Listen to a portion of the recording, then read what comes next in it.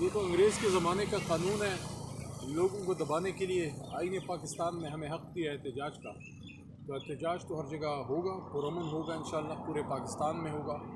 میں تو اپنے علاقے میں ہوں گا کل، کیونکہ آج تو عمران خان صاحب کے کیسز تھے اڈیالہ میں اور یہاں سائفر اسلام آباد میں ہائی کورٹ میں۔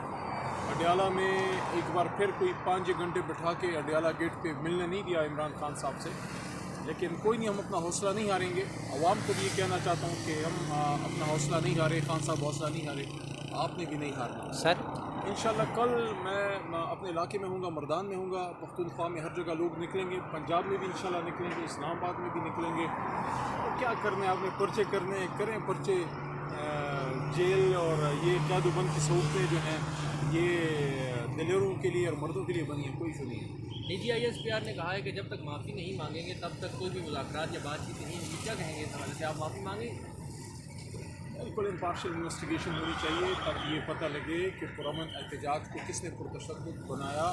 ایک ایسی جماعت جو 25 سال سے بہت ہی پرامن احتجاج کر رہی تھی، تو اس دن وہ کون سے لوگ بیچ میں آئے جنہوں نے پرامن احتجاج کو یہ رنگ دیا؟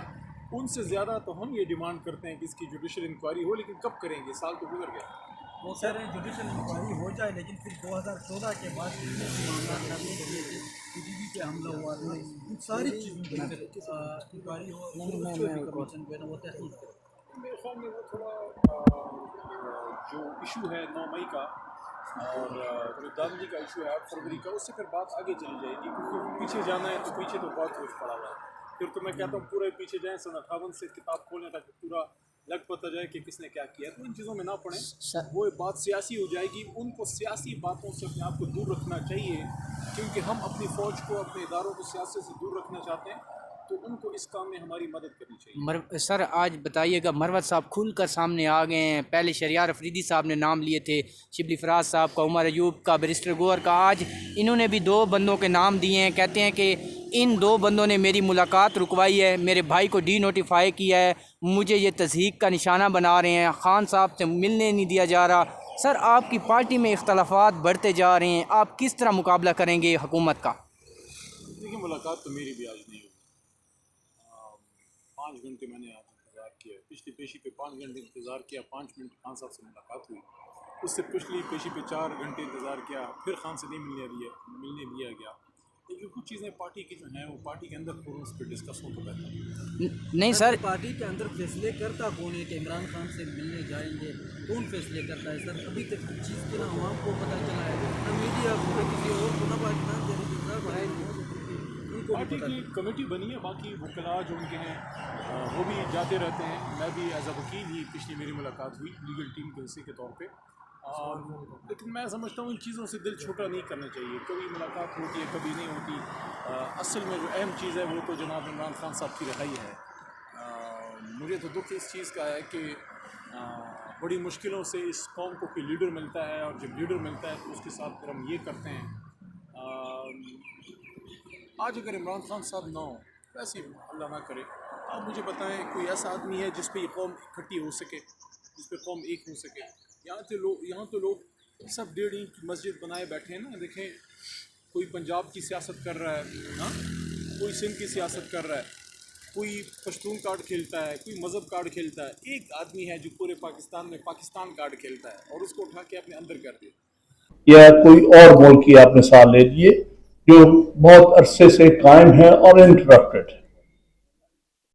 بدقسمتی سے ہماری 76-70 سال کی جو تاریخ ہے وہ کوئی قابل فخر نہیں ہے اس لحاظ سے، کیونکہ ہم نے پہلے آئین بنانے میں وقت لگایا، لیکن بہر صورت 1956 میں جو ہمارا پہلا آئین بنا تھا وہ ایک اچھا جمہوری آئین تھا، جس پر دونوں ہی پاکستان کے ونگز نے، مشرقی اور مغربی پاکستان نے اس پر اتفاق کیا تھا،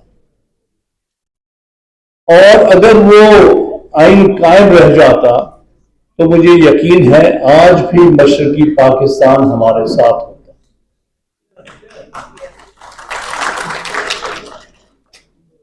لیکن اس کو ان قوتوں نے برباد کیا جن کے پاس نہ کوئی مینڈیٹ تھا، نہ کوئی ان کے پاس کسی قسم کا بھی کوئی جواز تھا کہ ملک کے اندر ایک غیر آئینی حکومت قائم کرتے اور آئین کو منسوخ کر دیا جاتا.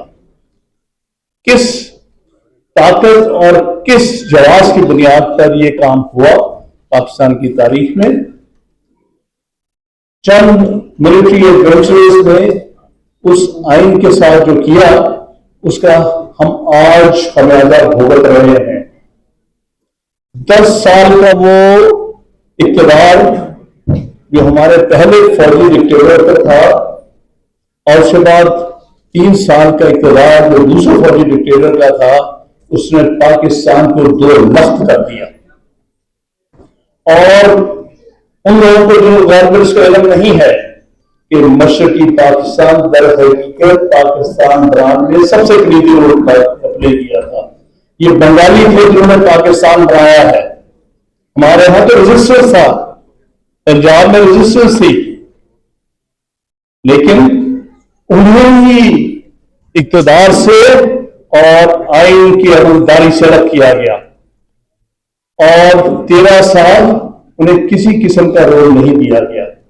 جب ان الیکشن کرائے گئے جس میں کہ ساری قوم نے مینڈیٹ دیا ایک سیاسی جماعت کو اور ایک سیاسی لیڈر کو, تو ہم نے اس مینڈیٹ کو ماننے سے انکار کیا اور نتیجہ کیا ہوا کہ پاکستان 2 لخت ہو گیا. یہ ہمارے پہلے 25 سال کی افسوسناک اور دردناک کہانی. بہرحال مغربی پاکستان جو آج کا پاکستان ہے, اس میں سن 73 میں آئین بنائے جانے کی بہت بڑی, میں سمجھتا ہوں بڑی مثبت کوشش تھی اور اس کی وجہ سے 1973 کا آئین بنا. یہ ہماری خوش قسمتی ہے کہ آج بھی 1973 کا آئین قائم ہے 50 سال گزر جانے کے بعد. یہ اس آئین کی ایک قوت ہے.